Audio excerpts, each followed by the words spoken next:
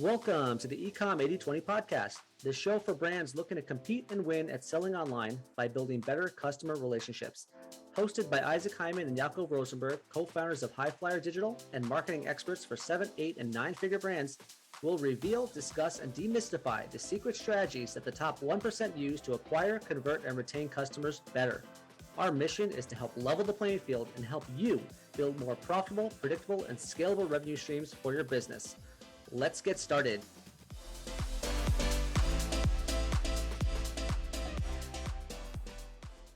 Welcome back to the Ecom 80/20 podcast. I'm your host, Jaco Rosenberg, with my partner, Isaac Hyman, and we are here to help e-commerce businesses work smarter, not harder. And today's topic, we are going to delve into the world of customers, what it means to be a customer and how do we acquire them, but also, most importantly, how do we keep them? How do we keep and retain customers from going elsewhere or shopping other places or just not buying again? So we're going to spend some time going through different methods and different ways to keep them and retain them long-term, turn them into loyalists and multiple time buyers. So Isaac, give us a little brief overview of client retention, customer retention, what that actually means, and how do we approach that? Great question. Actually, customer retention tends to be, it's just about how do you keep them. It used to be how do you keep your customers, right? And now it tends to be more about how do you make sure that that you maximize the value, that their potential value, especially in e-commerce where there's about 74% of all customers are one-time buyers, and 80% of those one-time buyers actually only buy at a discount. So there's not much margin. There's not much value. There's not much revenue. There's maybe some revenue coming in, but there's not much profit margin for your business in some cases. So you really got to maximize their customer lifetime value. And that's really, I think, what customer retention is looking like right now. Yeah, and that's not a stat that business owners like to hear. 74% of buyers only shop once. Really? Like that's a lot of work to get customers, and then they're only shopping once. They're not loyal. They're not, they don't love your brand. They just love whatever it was that you were selling at the time, only needed it once. And that's the 26% of buyers are shopping more than once on your site. Like that's so little. Right. That's like literally the 80/20, but the opposite. Correct. So, that's the other, yet everyone focuses on that 80% that doesn't do anything, that maybe bought it once. We did a video. Remember that video with when I was trying the seaweed nori thing? My kids they love this seaweed nori snack we get in Misfits Market. There's a Misfits Market box, and we got it.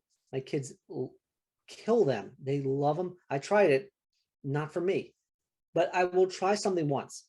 And most people will try it once, right? You ever, as a kid, right? Then your mom or dad ever ask you, say, hey, you can just try it, see if you like it. Try it. You may like it. Yeah, you might like it. Right. Eat the Brussels sprouts, right? And we'll try it, But a lot of times they're not wowed, or a lot of times they realize I could have gotten it better somewhere else. Or a lot of times, it's funny. There's a psychological concept that says many people just aren't really. They suffer from that kind of buyer's remorse. They bought it and they're like, oh, I probably shouldn't have bought this. And that's not really, kind of combated by a lot of brands. So it's a challenge. They don't really do it as well as they possibly could. They focus on just getting as many as they can. Yeah, it's not easy, but it's definitely an easier tactic of let me just get as many customers as I possibly can, hoping that they come in. Lead generation, just get more and more and more, because more and more, right? You can never have enough, but how effective is that really? Like, it's just, you're spending so much effort and so much time acquiring new customers and not focusing on the ones that you actually have and trying to grow them as well. So right. That leads us into what we're talking about today, is like, how do we keep them? How do we turn those one-time buyers into multiple time buyers? So you want to go into a little bit of a detail with that. So why don't you take it away? Yeah, no, it's a very funny question. Not a funny question. It's a very loaded question, right? There's a lot of moving parts about it, right? How do you keep customers loyal? Well, every brand is different. Everyone has different products. Everyone has different audiences, everyone has different, buyer personas. I think where it needs to start is in, why are my customers leaving in the first place? And that's how you address it, right? You can't, if you don't know the pain point, if you don't know why they're leaving, you can't really solve how to keep them. Okay. And that's kind of the analogy I think we just talked about offline, which is the cart abandon email, right? Everyone comes to us saying, hey, can you do what's automation? This great automation I keep hearing about, cart abandon email. And I got to have my cart abandon email performing better, my cart abandon email. It's like, I got to get my buyers who abandon the page to come back to us, right? So I asked them, right? We asked them straight out, why are they abandoning in the first place? Solve that. Yeah. And it's like a light bulb sometimes goes on where they realize, yeah, I probably should. They don't focus on why the customers are leaving. They focus on getting them back. Right. What are the top factors, would you say, are why people leave a shopping cart? Would it be price? Would it be, shipping? What are the top reasons why people would leave the shopping cart page? I mean, shopping cart, it's like a lot of times people are comparing price. A lot of times people are trying to, there was a surprise cost at checkout, excuse me, surprise cost at checkout where they didn't realize that free shipping wasn't really free unless they put more in their cart, or free shipping was only on, to New York, not to California, right? So there's all these different little factors that influence that kind of surprise. And you're like, oh no. Remember, you ever go to the store and you're like, oh yeah, you saw this kind of product in the discount bin and you're like, oh great, it's on discount, 50% off. And you bring it to the top and like, oh no, this product didn't belong there. This is Right, actually, it's $25 more than you thought, or it's actually $200. And you're like, oh no. You can learn, honestly, and this is a topic for a whole different podcast. You can learn a lot from a store. You can learn a lot by going into a store, shopping around, and the exact same way people shop in store is what they do online. It's just trying to kind of predict using digital marketing, digital strategy to kind of know what they do. But I think in this case, people need to understand why customers are leaving you. And to really understand that, you need to dive into Amazon, what Amazon's doing, what direct-to-consumer brands are doing, what apps are doing. We have a whole webinar on this. Yeah. Okay. So why don't you, what's this top 7? Let's go with top 7 reasons why. Yeah. I mean, we'll go over this pretty quickly. If you, for those listening, if you go to our webinar, or our YouTube page, wherever you want to go or our blog, you'll find this entire 45-minute to an hour webinar that goes in depth. I think for the podcast, let's just dive into the top 7 reasons at a high level and talk it over. Yeah, I think we'll both be surprised. Great. Yeah, I think everyone's gonna be surprised about what you can learn, what you can learn from it. Sorry, I got something in my throat here. A lot of talking today. A lot of talking. So the most important part is most of this data is from McKinsey. It's from Harvard Business Review, right? It's from Statista. It's from eMarketer. That's not even our data. This is like compiled from the top warehouses out there, top information sources. So reason number 1, we all know. Let's start with Amazon. Amazon's probably the top 4 reasons that we've identified. The top 4 reasons. Reason number 1, Amazon's just huge, right? Amazon's scale is bigger than ever, and it's attracting your customers first, right? Amazon is about 41% of total e-commerce market share. The top 9 below them are only 26%. Wow. So Amazon is just huge, right? It controls the pace of e-commerce. It hoards customer data, right? We all know Amazon. Mm-hmm. You shop Amazon, right? How many times are you expecting boxes today? Yeah. They're probably there now. Yeah, I just got 2 yesterday. So I got more coming next week. Yeah, exactly. They're just kind of like the scale and selection gives Amazon the first pass for every shopper over you. So if you're not prepared to compete with, I'm not saying compete with Amazon, but if you're not prepared to understand that Amazon is a faceless e-commerce operation who's there to kind of capture your customers, that's a race challenge number 1. You can learn a lot just by looking at their website, right? We have clients who sell on their website and sell on Amazon. yet they don't take the learnings from Amazon to sell, to put on their website. A great example, reviews. They have no reviews on their site. Why? The reason they're selling so much, a lot on Amazon is for the reviews. So that's reason number one. Amazon's scale is bigger than ever. It's actually projected to grow to 50% by the end of 2022. So they're going to capture half of e-commerce market share. Right. And what was that number that I saw the other day? The e-commerce expectation in 2022 was like $5 billion in e-commerce in 2022. That's insane. That's insane. Yeah. And growing. Yeah. Growing. But that's the good news, right? You know that Amazon is like, big. Well, we all know Amazon's big. That's the good news. Ready for the bad news? Bad news gets even worse. Okay, it's going to get even worse from here on. Reason number two, 78% of product searches start on Amazon, not on Google. So majority of product searches now are not, if you're doing pay-per-click or you're doing Google Shopping or PLA, it's still good, it's still effective, but more and more searches are starting on Amazon. It's become a search engine. Yeah. Right. A great example is Nike. Nike was selling on Amazon. They ran a pilot selling on Amazon in 2019 and up until 2019, they stopped, they delisted. Yet the amount of searches for Nike products remained steady, right? So meaning that just because even if Nike is not there, your customers are there searching for Nike. Right, but what does that mean? Were they delisted and then people just, was there a notification? Were people aware that Amazon is no longer carrying? Well, I guess their best, they probably realized like the 80-20 rule, right? 80-20. Majority of their customers came direct to their site. So they want to invest in their site. They wanted to invest in their customers. And so they started selling direct to consumer. And that's where they are today. So that's reason number two, right? Not only are they huge, they're also owning product search. Whereas Google in the past was the one owning it all. What's even worse about that though, is that if you search for apparel or fashion or health and beauty, Amazon is going to be the highest organic listing as well. So for those that are fans of SEO and PPC, even if you're running ads, Amazon will be on the top of them. So just okay. Google is not the source for your customers anymore. You have to be on Amazon, and that's bad. That's bad for brands to kind of like, that's why customers are leaving. They're sticking with Amazon, right? They can start their search there and end their search there all at once. They'll never find you. That's reason number two. Okay, so tell us some good news. Or we're not there yet. The good news will be after the 7 reasons. That's another podcast, how to solve it. But well, maybe we could end with that.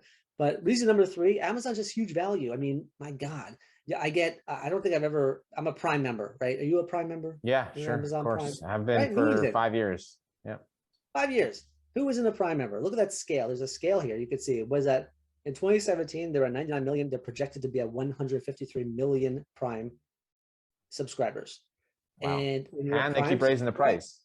It's worth it though. And they keep raising the price, but that's probably very minimal in their grand scheme of things. But the point is they stack their value. Look at all this. You have Amazon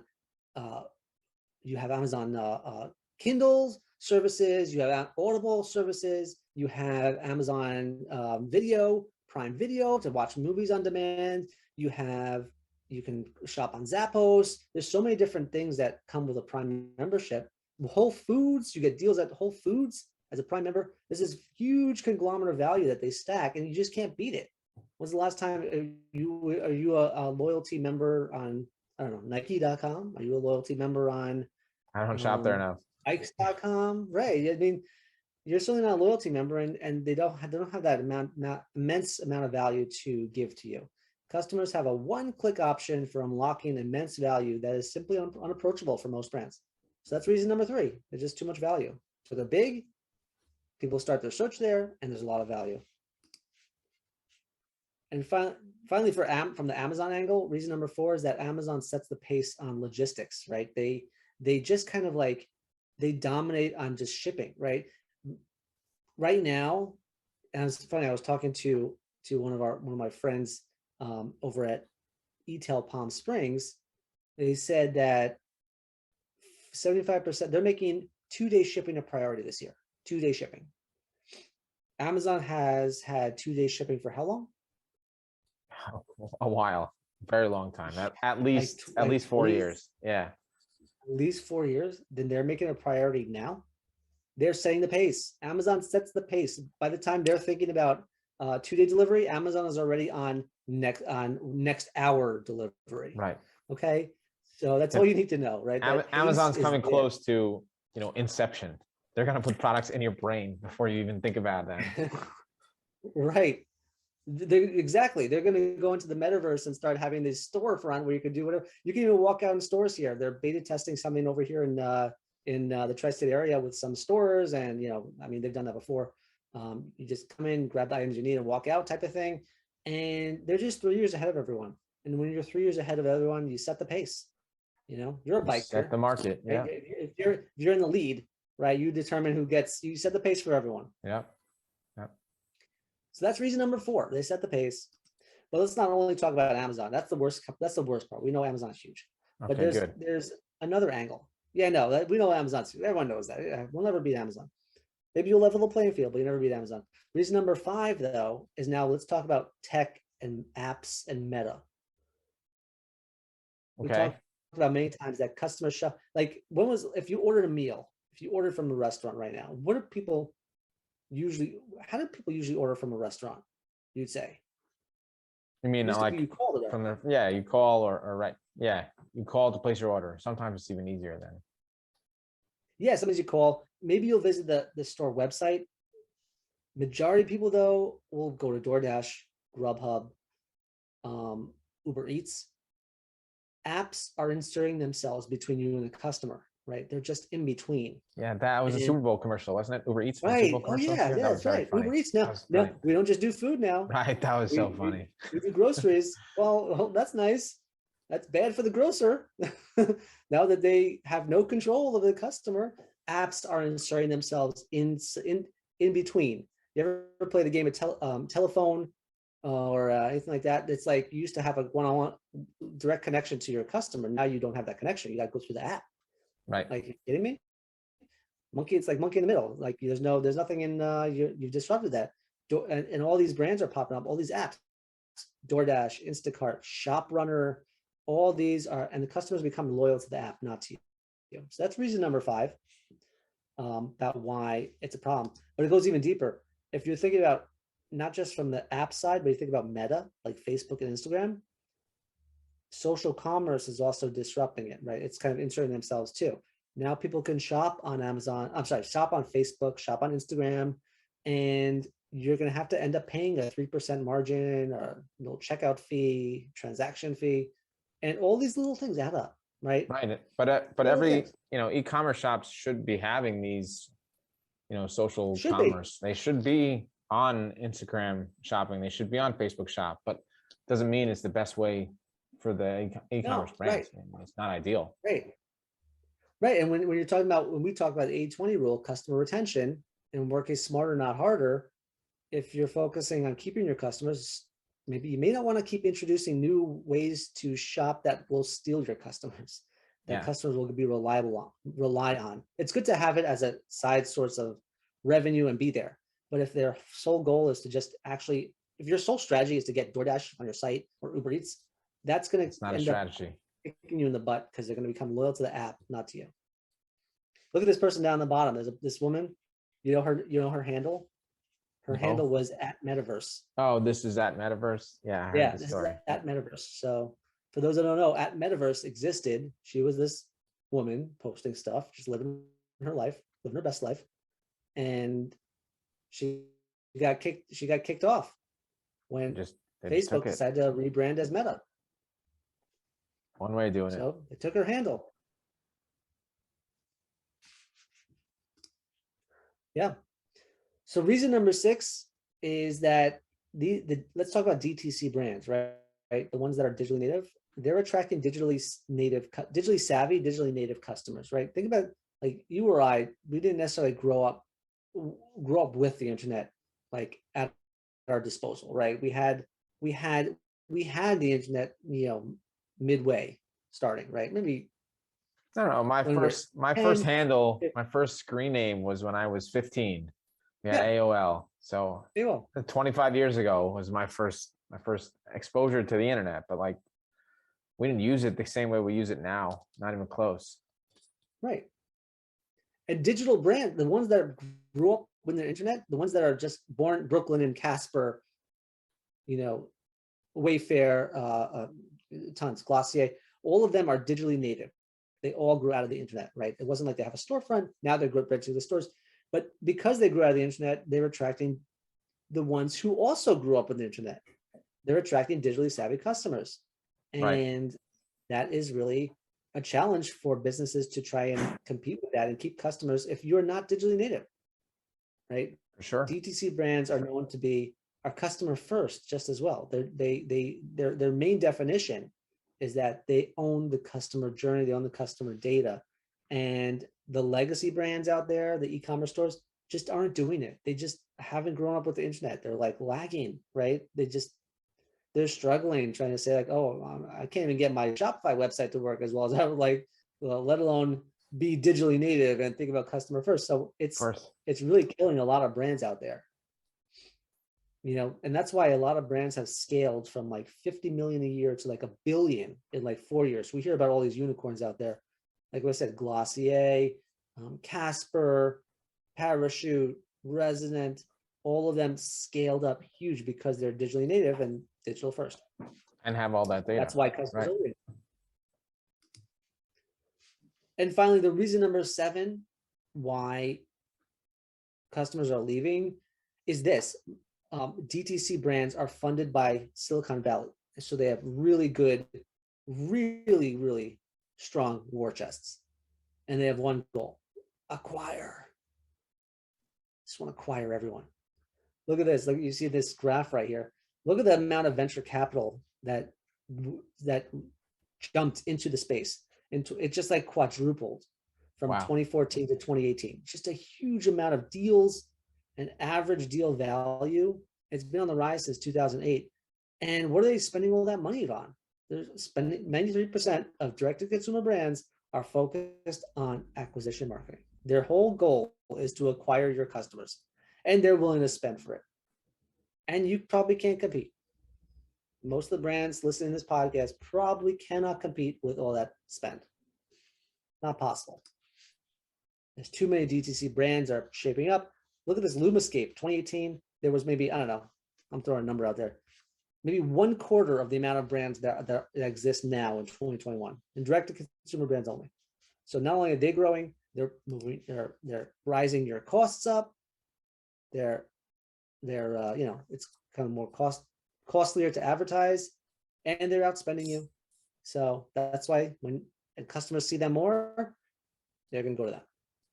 So what can the you know, the e-commerce businesses that we're working with, what can these kind of companies do to counteract it? And if it can't just be problems, we have to help them find solutions. So yeah. I mean, you just have to match up the challenges and solutions. It's too big for the one podcast, probably break it into 2 podcasts, but like the challenges are there, right? And you just have to match up. If you can't win the game, then you have to change the game. And you know, you just have to match each one up to each other, right? If Amazon is a huge yet faceless marketplace, then you have to become a brand that has a face, that has a story, that has someone that ties you into every customer. That's how you retain them. If Amazon owns search and product personalization, then you can't compete on that. You focus on customer personalization, right? That you change the game. If Amazon perfected logistics and fulfillment, then you perfect your omni-channel experience. You'd be everywhere. You have a store, right? You have text, you have this, you have the same tools available. In fact, even more maybe. If Amazon has a huge conglomerate of value like Prime, then you have to build a community of value. We just got off the call with someone who said they're trying to build up a community. That's a community. They're a tribe. There's a group. Then you surround that group with value. Going to apps to Meta, if apps are becoming the middleman, well, what do you do with the middleman? You get rid of the middleman. You go direct to consumer. You make sure you have a customer, you own the customer relationship entirely. If brands are digitally native and data driven, then you have the same availability of you can do the same exact thing. You can be customer centric and data driven just as much. And finally, this is the big one, right? This is all about the 80/20 podcast. Finally, if direct we got to this point.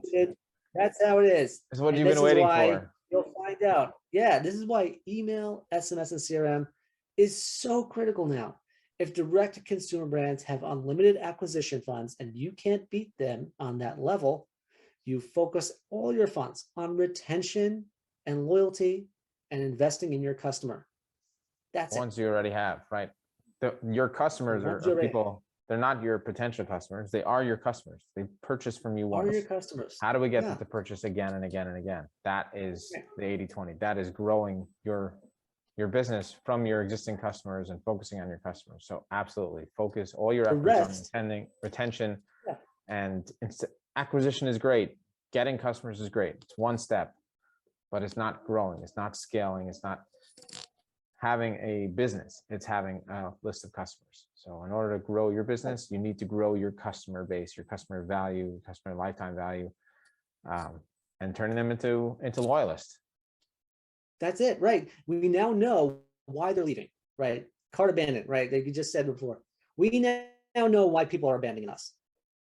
Okay, next, later we'll talk about, okay, what do you do about it? What are the top, and that's the next podcast potentially. What are the top 4 ways brands are looking at this, and are they working?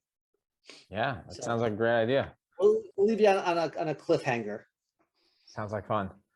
Awesome.